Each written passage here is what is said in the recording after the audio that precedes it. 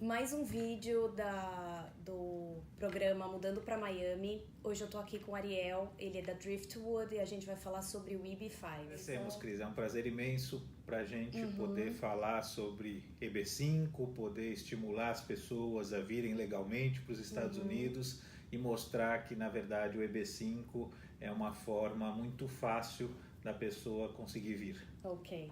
O que é o EB5? O EB5 é um programa que foi criado pelo governo dos Estados Unidos em 1990 para estimular a criação de empregos. Tá. Então ele prevê que um estrangeiro aos Estados Unidos aporte hoje $500 mil em algum projeto que gere pelo menos 10 novos empregos nos Estados Unidos. Tá. E com isso, aplicante, cônjuge e filhos solteiros até 21 anos numa mesma aplicação recebem diretamente o Green Card. Tá. Então é um programa que de fato muito fácil, com uma única aplicação, todo um núcleo familiar já recebe direto o Green Card, não precisa passar por nenhum outro tipo de processo. E esse valor de $500 mil, que até acho que dia 30 de setembro Sim. deve permanecer, a gente não sabe ainda se vai mudar ou não. Esses $500 mil ficam aplicados, ele retorna pro aplicante do EB5 ou ele é perdido? Como funciona isso? Ele retorna, é um investimento. Na verdade, existe alguns mitos aí, algumas informações que não são corretas de que esse visto custaria $500 mil, né? E ele, na verdade, custa muito menos de $100 mil. Porque mas obviamente precisa ter os 500 mil para aportar num projeto que vai gerar os empregos. Esse dinheiro, inclusive, em algumas situações ele tem uma boa remuneração, é um investimento mesmo que traz possibilidades de retorno, mas ele retorna sempre para as pessoas, desde que se escolha um bom projeto. Isso é a condição mais importante para o sucesso de uma aplicação de EB5, é a escolha de um bom projeto, de uma empresa que tenha credibilidade. Certo. E Ariel, me explica, assim que você inicia o processo, quanto tempo demora, você tem ideia, para você ter uma aprovação de EB5 e qual a porcentagem de aprovação, a gente podia dizer mais ou menos assim, de sucesso? A porcentagem de sucesso é em torno de 94%. Então é bem alta. É muito alta, é muito alta. É importante, inclusive, esclarecer, porque normalmente as pessoas fazem, hoje a gente sempre pesquisa, né, no Google coisas e vê casos de fraude, realmente tiveram casos de fraude no passado, mas como todo negócio tem bons profissionais e maus profissionais e os maus sempre fazem um barulho muito maior, né? Mas é um programa de muito sucesso. Ele tem realmente taxas altíssimas de aprovação. Os principais motivos do ponto de vista do investidor de não aprovação é não comprovação da origem lícita do recurso, porque isso é um ponto fundamental de ter. A pessoa pode ter milhões e milhões, mas a aplicação, os $500 mil, ela tem que comprovar de forma muito clara e inequívoca que foram de origem lícita. E vou só ilustrar um exemplo que é comum as pessoas, tá bom, mas a minha origem é porque eu vendi um imóvel que eu tinha lá no Brasil. Ok, você vai ter que demonstrar para a imigração como que você ganhou dinheiro para comprar o imóvel, e não meramente que você já tinha esse imóvel e você vendeu. Então é um tema que parece bobo, mas por vezes, e claro, a preocupação maior do governo é evitar dinheiro de lavagem de dinheiro, ou drogas, tráfico, não sei o quê. Mas mesmo a gente falando das pessoas que a gente sabe que ganharam licitamente o dinheiro, é importante deixar essa comprovação muito clara para não atrasar pelo menos o processo. Né? E essa comprovação é de quanto tempo para trás? Por exemplo, eu vendi uma empresa no Brasil em 2010 e eu tenho que comprovar para você o dinheiro dessa empresa para fazer o investimento do EB5. Isso já são 8 anos para trás. Quanto mais para trás você tem que voltar? A questão não é para trás, é só a comprovação de que é de origem lícita. Entendi. Se comprovou que a origem foi no último ano, ok. Mas dependendo, digamos, de um caso como esse de um imóvel, se ele foi comprado há 10 anos atrás, é capaz de você ter que buscar 10 anos atrás. Entendi. Se você está dando, digamos, como comprovação a venda do imóvel, só para citar esse exemplo. Mas, e na verdade não tem que comprovar nada para a gente, né? É para o governo. As regras são do US CIS, que é o órgão de imigração nos Estados Unidos. Certo. Ariel, outra pergunta importante. Quanto tempo demora esse processo?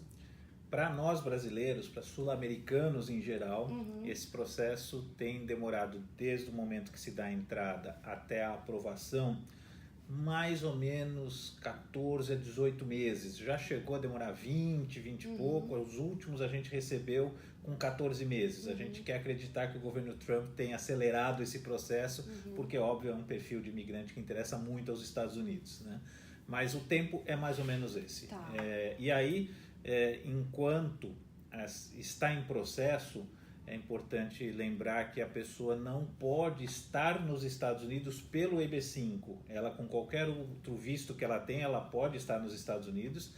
Quem decide morar nos Estados Unidos, a gente tem casos de a pessoa, por exemplo, antes tira um visto de estudante e aí já vem para os Estados Unidos, mas pelo EB5, antes dessa primeira aprovação, não pode estar nos Estados Unidos. Uma vez aprovado, aí sim pode estar nos Estados Unidos, mas pode também fazer o processo para de fato receber fisicamente o green card no país de origem. Então você pode vir para cá com visto de estudante ou transferido por uma empresa, turista, enfim, de qualquer. Sim. E você também pode aplicar para o EB5 estando no Brasil. Sim, sem dúvida nenhuma, conceitualmente seria o ideal. É o ideal, ideal. E até um outro ponto importante é o seguinte: na maioria das vezes as pessoas que aplicam EB5 têm um patrimônio considerável, e é importante que seja feito, digamos, todo um planejamento pré-se tornar residente fiscal americano, e muitas vezes esse tempo até a aprovação é um tempo suficiente também para envolver advogados, contadores, etc., tanto lá quanto aqui, para criar, digamos, as situações mais eficientes possíveis para impactar o quanto menos eventuais novos impostos, etc. e tal, né? Sem dúvida. Desculpa te cortar, mas a questão tributária, o planejamento tributário é extremamente importante. Super. E a gente não pode deixar para a última hora, né? A gente sabe que nós brasileiros temos tendência a deixar as coisas para a última hora, né? E isso é um ponto importante, e a gente vê às vezes casos de gente que não se preocupam tanto com isso. E quando não acontece isso, depois sai caro. Sai bem mais caro. Dói no bolso. Exato. A gente vai até fazer um vídeo sobre planejamento tributário. Vale muito a pena. Que eu acho que também é muito importante as pessoas saberem. Ariel, conta um pouquinho pra gente sobre a Driftwood e o que é a Driftwood. Primeiro ponto importante é alertar que nós não somos uma empresa de EB5. Certo. Nós somos uma plataforma de investimentos em hotéis nos Estados Unidos, exclusivamente nos Estados Unidos. Nós basicamente temos duas estruturas jurídicas, um fundo de investimentos e uma operadora de hotéis. Então, pela operadora a gente faz gestão de hotéis e o fundo é um negócio imobiliário ligado à hotelaria. Nosso negócio principal é a aquisição de hotéis. São hotéis que a gente compra, hotéis que já estão funcionando, já estão operando e performando, e nestes casos a gente oferece oportunidades de investimento puro para quem busca diversificação sem qualquer relação com nenhum tipo de visto. Certo. Este é o nosso negócio principal. O que é o EB5 para a gente? Primeiro, o EB5 é um componente que a gente só coloca nos novos hotéis que serão construídos, justamente pela necessidade de se criar pelo menos 10 novos empregos por investidor, e para a gente tem duas razões principais. Primeiro, é dinheiro barato, é funding barato, sem hipocrisia nenhuma. O que a gente paga para um investidor EB5 é menos do que a gente pagaria para outra fonte de obtenção de recurso, empréstimo bancário, por exemplo. Mas ele é para nós também, a segunda razão, não menos importante que a primeira, é que acaba sendo um canal de atração de novos investidores. De novos negócios. Novos investidores, porque a gente, diferentemente da maioria dos projetos que existem aí no mercado, que são normalmente oferecidos pelos chamados centros regionais, que são entidades criadas pelo governo para basicamente fiscalizar a aplicação de recursos nos projetos. Então nós estamos ligados a um centro regional, mas nós queremos relacionamento direto com o investidor. Nós apostamos em desenvolver o relacionamento com o investidor e queremos relações de longo prazo. É claro que um investimento de EB5 para nós é muito bem-vindo e nós queremos que os investidores estejam conosco, mas nós não queremos só isso. Nós queremos um relacionamento para a vida. Nós queremos que, na pior das hipóteses, embora a gente não vai fazer nenhum vínculo jurídico, na pior das hipóteses, no momento que a gente for devolver os $500 mil para os investidores, eles tenham interesse, seja natural, eles terem interesse em investirem conosco, continuarem investindo conosco. Não vai haver nenhuma obrigação em relação a isso, é uma aposta que a gente faz. A consequência disso é que nós tomamos todas as medidas legais possíveis para minimizar o risco do investidor. Lembra que o investimento tem que estar a risco, não pode ter nenhum tipo de garantia. Então, o que a gente faz, por exemplo? A gente contrata um seguro de término de obra. É uma garantia para o banco, não é garantia para o investidor, mas dando esta garantia para o banco, a consequência de benefício indireto para o investidor EB5 é que, supondo que o pior dos mundos aconteça, que a pior situação... A obra vai terminar. A obra vai ficar pronta. A obra ficando pronta, está garantido o green card porque os empregos foram gerados e tem-se lá um prédio, um ativo que vale muito mais do que a dívida bancária. Então, a probabilidade dos investidores também receberem o recurso de volta é muito grande. A gente ainda vai além. As nossas próprias cotas no projeto, a gente coloca em preferência, não pode ser garantia, em preferência ao investidor EB5, caso aconteça algum problema. Então, de novo, o que a gente quer, às vezes brinco com os investidores, quero casar com eles, né? Porque a gente, na verdade, ninguém casa pensando em se separar. A gente quer, de fato, isso, relacionamento para a vida toda com esses investidores.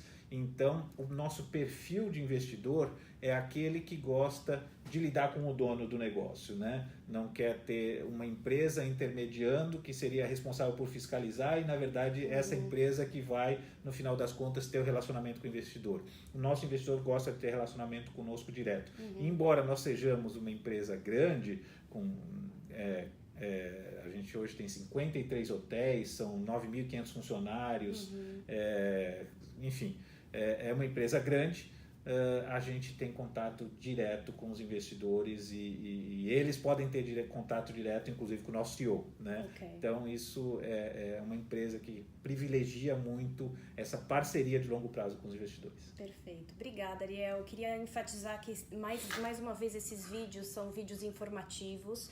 Nós da David Sidons Group, a gente não tem vínculo nenhum com esses profissionais e a gente disponibiliza o nosso canal para as pessoas que a gente conhece e confia, né? Então, mais uma vez, obrigada, Ariel, e espero te ver novamente. Eu te agradeço muito, Cris, e me coloco à disposição e parabenizo vocês por essa iniciativa que tenho certeza que vai contribuir com muita gente.